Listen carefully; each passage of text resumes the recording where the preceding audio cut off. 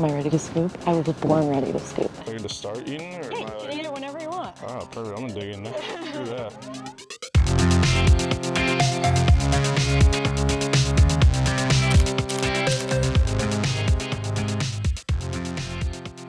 Brooks Koepka, welcome to the Scoop. Thank you. Sorry. Tiny big scoop right there. So you picked out this ice cream. What do we go with? Well, fish food. Your favorite? Yeah. I'll snack on this all day long. Are you a big dessert guy? I want to say no, but the fat kid in me says yeah, definitely. Right. So how did you become a golfer? How? Yeah. Honestly, I just wanted to hang with my dad and my brother. And my dad always loved to play golf, so I thought it would be cool. I was like, man, go hang with him, my brother, as a way to get out of the house, do something. And it wasn't all the other sports. You know what I mean? Like, you grew up playing basketball, baseball, all that stuff. We're never allowed to play football, but it was just more fun to do something where it was individual, too. Mm-hmm. I enjoyed that.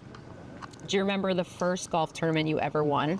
I remember more the ones where I lost. Like, I remember coming home crying to, like, my dad. My dad was like, what are you doing? Like, play better. Yeah. Like, you won't cry. But yeah, I remember more like the defeats than I do the wins. And I think even that's so true even to this day. Really? Yeah. Like, the wins are kind of a blur. It all happens so fast. But the losses are, if you learn from them or do it the right way, you can learn a lot more, but they'll keep you awake at night too. Yeah. So you say you would definitely have more takeaways from a loss than a win? Oh, without a doubt. Not even close. Like, the wins, yeah, they're great, but you don't really realize your mistakes. But when you go back and most people, when they win, they don't go back and look at, okay, oh, I did this, or I did this really well, poorly. But when you lose, you're like, why? Okay, so you're trying to find that answer, so you end up like searching a little bit more. Got it. So you've been with your caddy, Ricky, for a while. I have. How did he end up on your bag? Yeah. This is actually a really funny story. I'm not going to blow up whoever it was, the name before, but it started in Challenge Tour. I had a guy caddy for me for a bit. He could not come to the United States. He was going to get picked up. He was going to get in some trouble if the second he landed. And I was starting to transition back to playing a few events in the States, and he couldn't come. So it was pretty obvious that I needed a guy that could go Europe, in the States or Asia, it didn't matter where. And Ricky, obviously, being from Northern Ireland, had no problem. He'd go back there, go see his family, and he had a place in the States. So worked out really good. Why do you think you work well together now?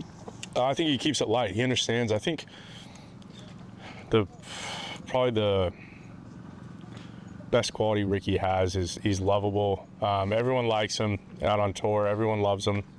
But he's really good at like reading the room and reading personalities. And I think that's the quality of a great caddy. They got to be able to know. He knows what I'm doing before I even do it.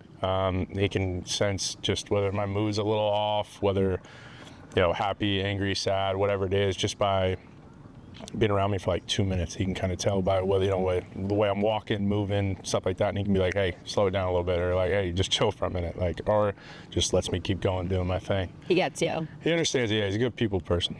Awesome. And I think that's like the biggest thing you can do for a caddy. Be a good people reader. So looking back at your time at Florida State, if you had to pick one memory, maybe it's on the golf course, maybe it's off the golf course, that you'll always think of. Or always There's probably more off the golf course, but I had a good time in Florida State. I loved it.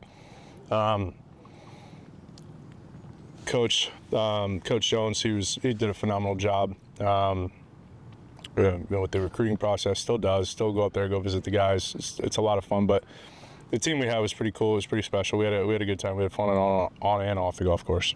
All right, I won't dig too deep. Yeah.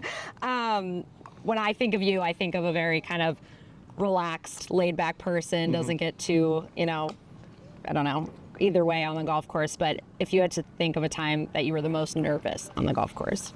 Most nervous.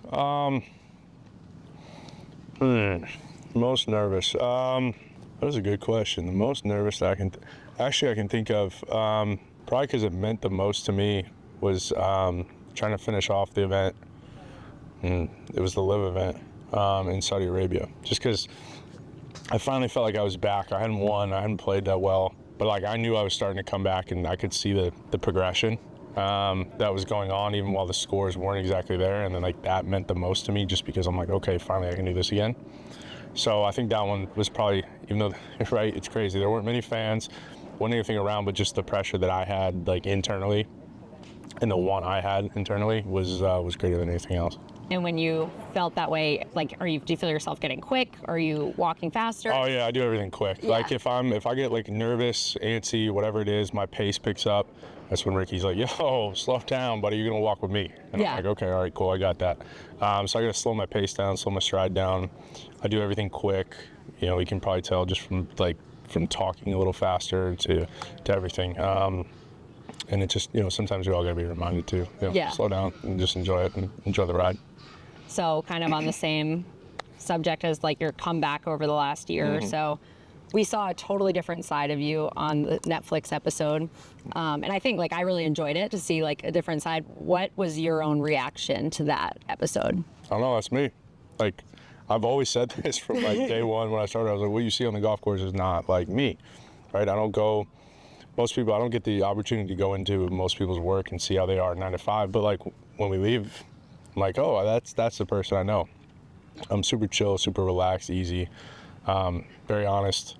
And that's all I wanted, right? Like that's authentically me. And you know, that's hopefully what people saw. Whatever the takeaways were on it, that's fine. I'm good with it because I am me, and I'm happy to be it. What you've won 5 majors.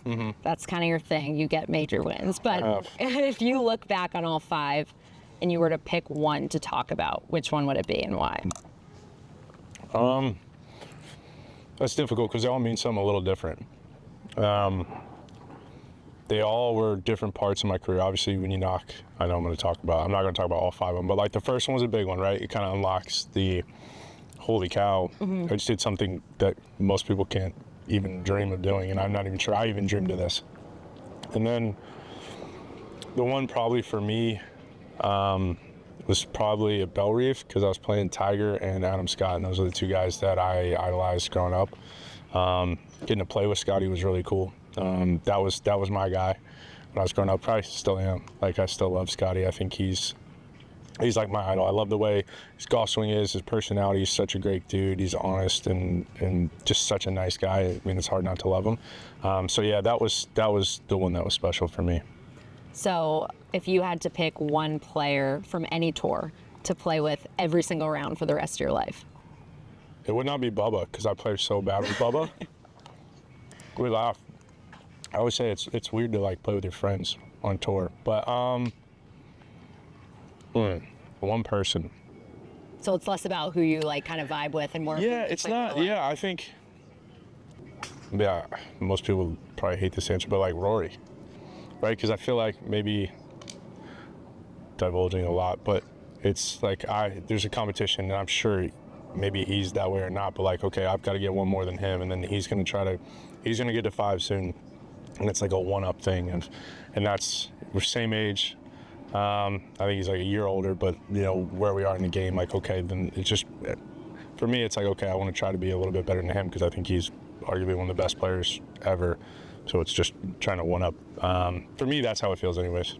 Keeps you kind of like on your A game. Yeah, right. Like I know, okay, I show up at a major. I'm like, okay, I want to try to make sure that I can get a big enough lead before he starts closing in that gap. So for me, that's the way it goes. It's a good answer. Aside from golf, we've seen kind of you at hockey games before, basketball games. What's your favorite memory at a sporting event? I'd say that Panther game because I think I took it all in. I didn't blink, so yeah, you know what I mean. Like I saw everything. Yeah, it's I don't know. Playoff hockey's way different. I wish I could have gotten to a few more of the finals games. We were busy. Jenna had her stuff during swim league, so I went to that and missed the game here for the finals. But I think going to a few of this playoff hockey is just by far the best. But I love going to all of them, getting up close and seeing the guys, and just being able to appreciate somebody when they're good at their sport or good at whatever they do. Getting up close is cool. Definitely. So you have recently become a father. What has been maybe the biggest learning curve for you? Learning how to change a diaper in like under 5 seconds I feel like pretty good. Like the first diaper, it probably took me like 5-6 minutes. I had it on backwards. It was a mess. But yeah, now getting the hang of that. So that was the craziest thing. But it's fun. Every day is so different. He's at that age now where he's starting to smile and laugh, and you know he's just over 5 months, and it's the coolest thing, especially you know, the first little bit was a little bit scary, hectic, kind of all the above. But no, it's just fun. He's getting to that age where I can't wait to see like the next 5-6 months. That'd be really cool. Awesome. Well, thank you so much for joining me. Yeah. I really appreciate it. Of course, thank you. You should all subscribe to this because we have some really fun guests with really cool stories and ice cream. It's kind of as good as it gets. Mash that subscribe button.